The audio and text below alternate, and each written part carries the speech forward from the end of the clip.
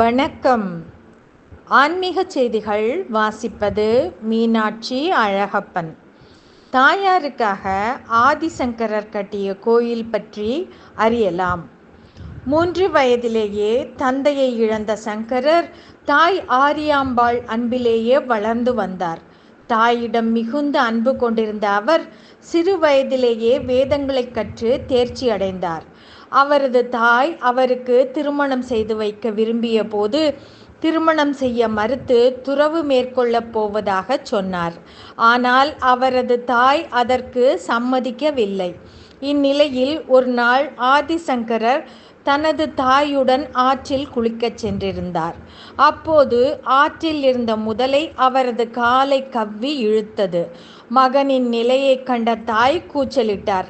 அக்கம் பக்கத்தில் இருந்தவர்கள் வந்தும் சங்கரரை காப்பாற்ற முடியவில்லை.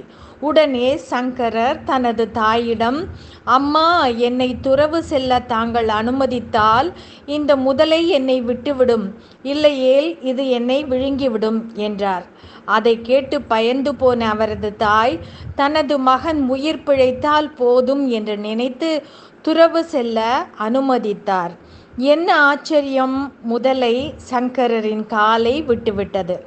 அதன் பிறகு துறவு மேற்கொண்ட சங்கரர் தாயின் மேல் கொண்ட அன்பால் அடிக்கடி அவரை வந்து சந்தித்து கொண்டிருந்தார். சங்கரரின் தாய் சற்று தொலைவில் இருக்கும் பெரியாறு ஆற்றில் தினமும் குளித்து அங்கிருக்கும் கண்ணனை வழிபட்டு வரும் வழக்கத்தை கொண்டிருந்தார். வயதான காரணத்தால் அந்த வழக்கத்தை கடைப்பிடிப்பதில் அவருக்கு சிரமம் ஏற்பட்டது. இதனை ஒரு முறை சங்கரரிடம் சொல்லி வருந்தினார். அதை கேட்டு சங்கரர் கண்ணனை நினைத்து வணங்கினார். அப்பொழுது, குழந்தையே, நீ காலடி எடுத்து வைக்கும் இடத்திற்கு பெரியாறு தேடி வரும் என்று அசரீரி கேட்டது. அதனை கேட்ட சங்கரரும் தனது காலடியை எடுத்து வைக்க பெரியாறு சங்கரரின் தாய் இருக்கும் இடத்திற்கு வந்து சேர்ந்தது. அதுவரை சசலம் என்று அழைக்கப்பட்ட அந்த கிராமம் அதன் பிறகு காலடி என்று பெயர் மாற்றம் பெற்றது. பெரியாற்றில் இருந்து பிரிந்து வந்த அந்த ஆறு பூர்ண ஆறு என்று அழைக்கப்படுகிறது. சங்கரர் தனது தாயின் விருப்பத்திற்கு ஏற்ப அவர் வழிபடுவதற்காக அங்கு கண்ணனுக்கு ஒரு கோயிலை கட்டி அதில் கண்ணன் சிலையையும் நிறுவினார்.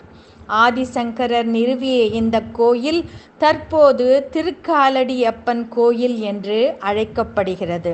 இந்த கோயிலில் ஆதிசங்கரரின் சன்னதியும் அவரது தாய் ஆரியாம்பாளின் சமாதியும் இருக்கின்றன. நன்றி, வணக்கம்.